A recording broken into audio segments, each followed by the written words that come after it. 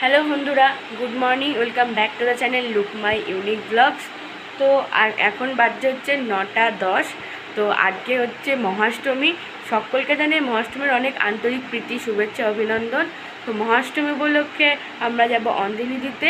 তোমাদেরকে আগে ভ্লগে আমি বলেছি আমাদের বাড়ি থেকে কিছুটা দূরে জামলিরাকে যে কালী মন্দির আছে, কালীর সাইডেই বড় করে দুর্গা পুজো হয়, যেখানে আমি ড্রয়িং কম্পিটিশানেও গেছিলাম। তো সেই জায়গার আগের ব্লগে তোমাদের বলেছিলাম যে আমি কম্পিটিশানে ফার্স্ট হয়েছি। তো সেই প্রাইজ দশমীর দিন বিকেলে দেবে, সেটা তো তোমাদের সাথে পরে শেয়ার করবে। তো এখন আমরা ওখানে যাবো অঞ্জলি দিতে। আমি একদম ছোট্টোর থেকে, মানে একদম জন্মের পর থেকেই বাবা মা আমাকে ওখানে অঞ্জলি দিতে নিয়ে যায়। তো এখনও পর্যন্ত আমি ওখানেই অঞ্জলি দিয়েছি। তো আজকেও যাব অঞ্জলি দিতে, 10টার থেকে অঞ্জলি শুরু হবে। তো তাড়াতাড়ি রেডি হয়ে নেবো। আমি কিন্তু সকাল সকাল উঠে দেখো স্নান করে পঞ্চমুখী বজরংবলী বাবাকে পুজো দিয়ে দিয়েছি, দেখেই বুঝতে পারছো, কারণ প্রতি মঙ্গলবার আমি বাবাকে পুজো দিই। তো একদম পুজো টুজো দিয়ে নিয়েছি, একটু পরে নতুন জামা কাপড় পরে রেডি হয়ে যাব অঞ্জলিতে। সবটাই তোমাদের সাথে শেয়ার করবো।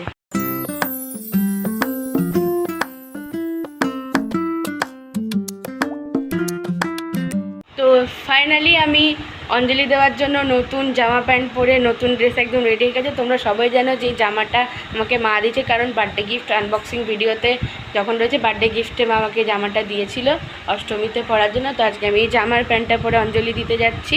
আমি তো একদম রেডি হয়ে গেছি, তো মাও রেডি হয়ে গেছে। আর মা কিন্তু আজকে শাড়ি পরেছে, কারণ তোমরা সব বেশিরভাগ ব্লগেই মাকে দেখো চুড়িদার পরতে বা কুর্তি পরতে। তো আজকে কিন্তু মা অষ্টমী উপলক্ষে শাড়ি পরেছে। তো চলো সেটা তোমাদেরকে দেখাচ্ছি, সব শেয়ার করছি। তো এই যে দেখো মাও রেডি হয়ে গেছে একদম। মাকে কত সুন্দর লাগছে দেখো শাড়ি পরে। এখন আমরা বেরোচ্ছি। এই যে আমার হাতে পুজোর ডালা রয়েছে, মাকে যেটা দেওয়া হবে। এই যে দেখো মা আসছে, চলো যাই অঞ্জলি দিতে। তো চলো এখন আমরা যাব, একদম তো কাছেই, গাড়ি করেই চলে যাবো চট করে। চলো যখন আমরা বেরোবো, গাড়িতে উঠে পড়েছি। তো চলে এসছি আমরা এখন অঞ্জলি দিতে। এই ব্যাচের পর আমাদের ব্যাচটা লাস্ট ব্যাচ, অঞ্জলি হবে।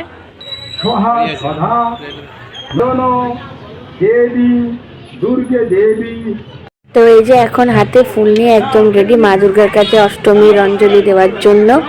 তো আমাদের অঞ্জলি দেওয়াও হয়ে গেল।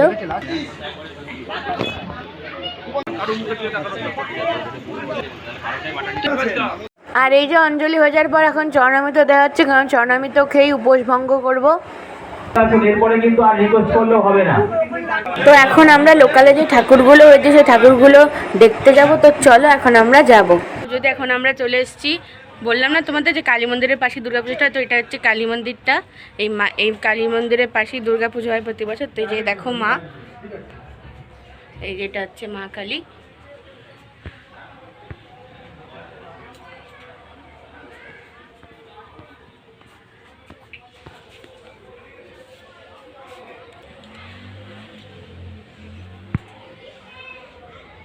এখানে সব বাটাগুলো সাজানো আছে, বাটা পুজো হবে 12টার পর, বাটা নিতে আসতে বলেছে। এ দেখো মায়ের একদম এই পাশে স্টেজের এখানে সবার বাটা রাখার ব্যবস্থা করা হয়েছে।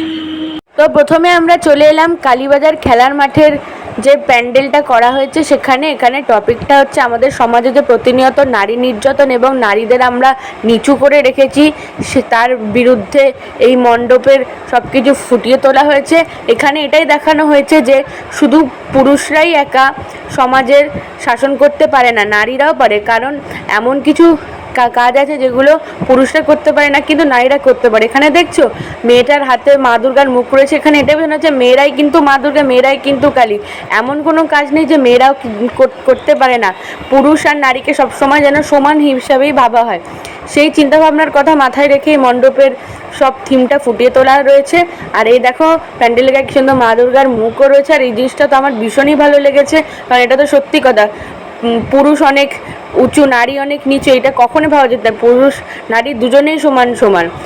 পুরুষ যা করতে পারে, একটা নারী হয়েও সে তার থেকে আরও বেশি করতে পারে। আর এখানে মায়ের মুখটা কিন্তু খুব সুন্দর হয়েছে, দেখতে পাচ্ছ কি সুন্দর মায়ের মুখটা হয়েছে। আর এখানে তখন অষ্টমী পুজোর অঞ্জলি চলছে। আর এখানে একটা ছোট ঠাকুরও আনা হয়েছে, যেটা পুজো করা হয়েছে। তো চলো সেটা তোমাদের দেখাবো। একবার অ্যানাউন্স করে দাও, যারা বাকি আছে দিয়ে দিই।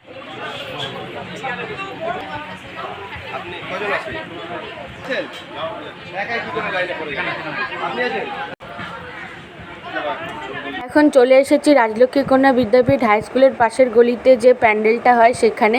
এখানেও দেখলাম বেশ সুন্দর হয়েছে। তো চলো প্রতিমাও দর্শন করব, তোমাদেরও দর্শন করাবো।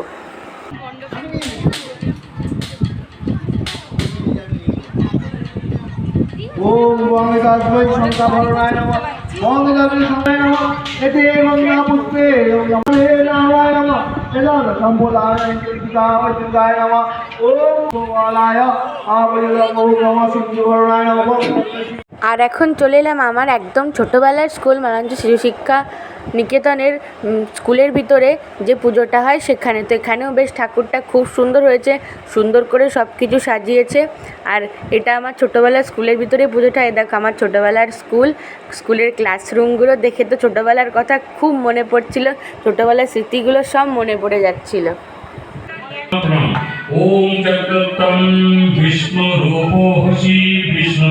তো অনেকদিন পর এসেছিলাম, তো তাই স্কুলটা একবার ভালো করে দেখছিলাম। মঞ্চটা দেখে তো কত স্মৃতি মনে পড়ে যাচ্ছিলো। আর মঞ্চটার পাশে যে আমবাগানটা রয়েছে ওখানে কত খেলা করতাম খেলার পিরিয়ডে। আর মঞ্চটা দেখে তো বারবার মনে পড়ছিল যে প্রি নার্সারি থেকে 4 পর্যন্ত ফার্স্ট হয়েছি, সেই প্রাইজও নিয়েছি প্রতিটা ক্লাসের। তারপরে কত নাটক করেছি, নাচ করেছি, গান করেছি। তো স্কুলে এসে না সত্যি কথা বলতে চোখে জল এসে যাচ্ছিলো। আর ছোটোবেলার স্মৃতিগুলো খুব মনে পড়ছে। আর ওটা বারবার হচ্ছিলো ছুটি হয়ে গেলে মা আইকাঠারে দাঁড়িয়ে থাকতো, আর আমি ছুটে গিয়ে মার হাত ধরে বাড়ি আসতাম। কত মা কোলে করে আমাকে বাড়ি নিয়ে আসতো। তারপরে আবারও চলে এলাম আমরা পূজা মণ্ডপে, কালী মন্দিরের পাশের পূজা মণ্ডপে। আর এখানে এসে দেখলাম যে পুরোহিত মশাই বাটা পুজো করছেন। আর এখন দেখো অষ্টমী পুজোর ভোগ দেওয়া হয়েছে মাকে, অষ্টমীর পুজো চলছে, শুরু হলো, এখনও সন্ধি পুজো বাকি রয়েছে, সেটাও হবে। তার আগে অষ্টমী পুজোর ভোগ নিবেদন করা হলো, আর ভোগারতিও শুরু হয়ে গেল। আর এই দেখো, দেখেছো আমি এখানে কাঁসা বাজাতে বসে পড়েছি। তোমরা দেখতে থাকো, সব দেখতে পাবে।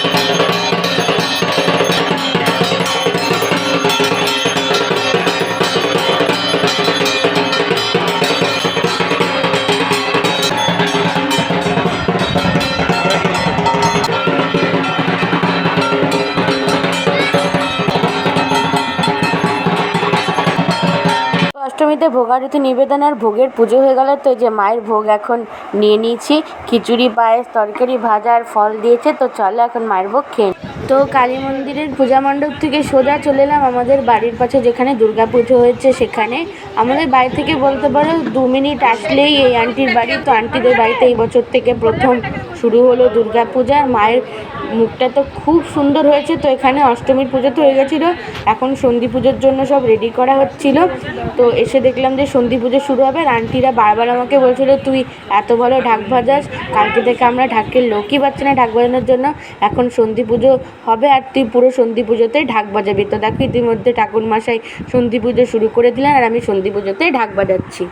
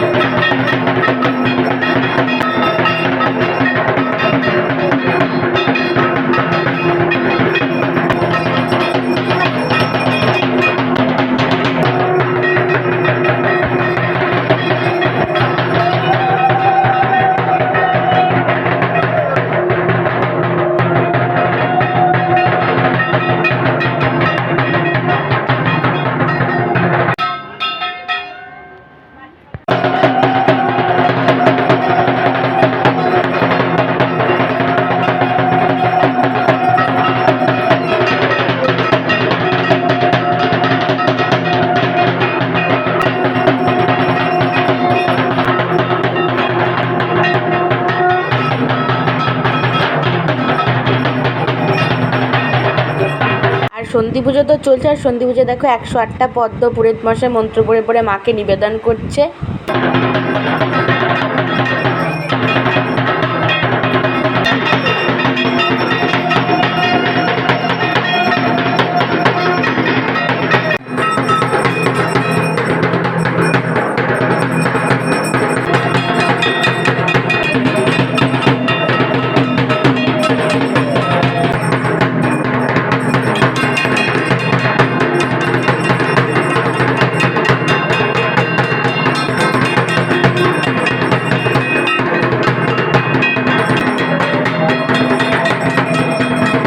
তো দেখো এখন সন্ধি পুজোর প্রদীপ জ্বালানো হচ্ছে, আমিও চলে এলাম প্রদীপ জ্বালাতে।